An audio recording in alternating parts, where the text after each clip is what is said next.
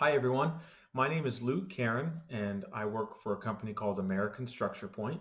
We are an architecture and engineering firm based out of Indianapolis.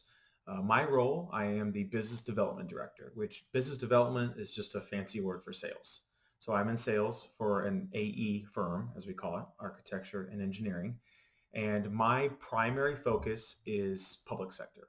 So I am working directly with local governments and municipalities, cities, towns, counties, and I'm meeting with mayors, city council people, commissioners, city and town engineers, town managers, working with them to understand their needs and hopefully develop projects in which we would ultimately design. Some of the things that we design and work on are roads, bridges, heavy highway, wastewater treatment plants, the water that when you flush your toilet, it goes to a plant to get treated, and then also a water treatment plant, the water that comes from the ground or a lake or a reservoir when you turn your sink on. So we design all of those things as well as baseball stadiums, police stations, fire stations, community and recreation centers, all anything that a local municipality would have an interest in, we do. So how did I get here? I'm from Indianapolis, and I always wanted to be an architect. I was always playing with Legos and rearranging furniture and designing things. And once I got to college, I went to Ball State for their architecture program.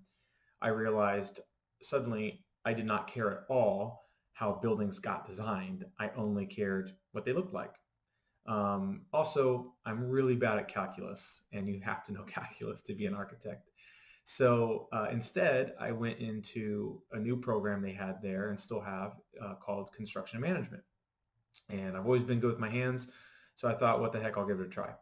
Um, that turned out to be a good move for me. As I said, I was always good with my hands, but my goal coming out of that program when I graduated was to build custom homes. However, I graduated in 2009, and the housing market crash of 2008 rendered the housing market useless, and there were no residential jobs. So instead, I had already gotten an internship with American Structure Point in our construction inspection department, and so I was able to get a full-time job, which was huge at the time because in 2009, no one was passing out full-time jobs for college graduates. So I was able to get a full-time job, and for the next uh, 5 years, I managed construction projects out in the field throughout the state of Indiana. Towards the end of that time, I also got my MBA and started talking with some people at our company who were in business development about what it might take for me to become more involved. I was good in the field, but I started to not like it and just found it wasn't quite a place for me and wanted to see more of the business side of things and work directly with our clients. So I was fortunate enough to be able to be offered the business development director role, and I've been here for about 6 years now. So a couple things I would stress to anyone looking for careers and trying to figure out their way through a career path is one, I would always position yourself well. If you're a hard worker and you have a good work ethic and you're honest and you communicate well, you're going to do well in whatever industry you choose. But if you're wanting to move up and be promoted throughout your career, I think it's important to remind the decision makers and your superiors that that you are working as hard as you are and kind of showcase that from time to time. You can tell them in whatever unique way you find, but I just think that it's important to um, let people realize and help them see what you're doing because not everyone will notice it. Some of the things that I would do when I was getting my MBA, for instance, to try to let people know what I was doing is, remember I was working in the field. So I didn't have direct access to a lot of my coworkers as they were all in the office, right? But sometimes I needed to come into the office to turn in an expense report or my timesheet or print something off. So there's, I don't know, 15, 20 printers in our office. And instead of just using any printer, I would use the printer that was directly next to the vice president of sales. And so he had no choice but to see me when I came in. And inevitably he would ask, "Hey, Luke, how you doing? How are things at home? What's going on?" I said, "Oh, it's great. Working hard and going to school." Well, he knew I was going to school, but perhaps he forgot he's a busy person.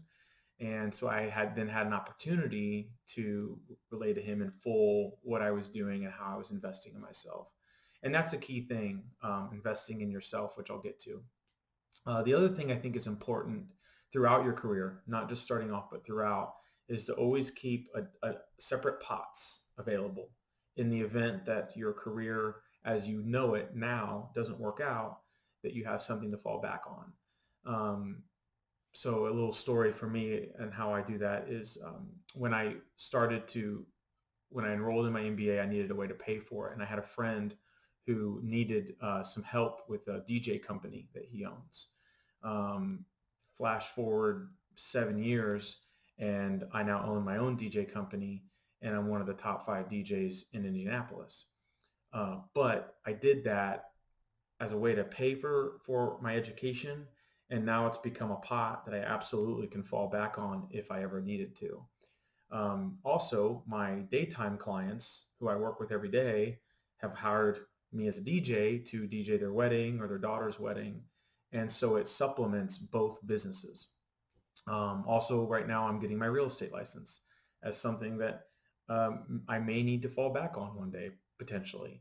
So I think it's important to not put all your eggs in one basket, as they say, and invest in multiple pots within yourself. Um, so a couple things to leave you with here. I would say in terms of advice, never stop investing in yourself for 2 reasons. One, there's always going to be a personal gain. If nothing else, you're going to feel more accomplished and better about yourself if you're investing in yourself in some way. Secondly, no one, and I don't care who it is, no one will invest in you if you're not willing to invest in yourself. Why should anyone put in the effort to help you become a better employee, become a better person if you're not willing to do it for yourself? So always be investing in yourself. The last thing I'll leave you with is I've heard a lot of people say when I was first starting my career that you should find your passion and make that your job. And that sounds nice, right? To be able to wake up every day and love going to work. I think that sounds great, but it's not always feasible. I play drums and I like to snowboard, but I'm not going to be a professional snowboarder and I'm not going to play drums in a different city every night. I know that that's not feasible. What I think is more important is instead of making your passion your job and potentially hating your passion one day, what I think is better is to find a job that allows you to do your passion. My job is really good. I like it. It's engaging. It can be fun sometimes, and I love the people I work with. But I wouldn't say it's my passion, and I think that's okay because I'm able to spend time with my family and my friends. I'm able to do all the things that I love, and I make a good enough amount of money every year that I'm able to do everything I would like to do. I think that's what's important for lifelong success and happiness. So I hope this helps and enjoy.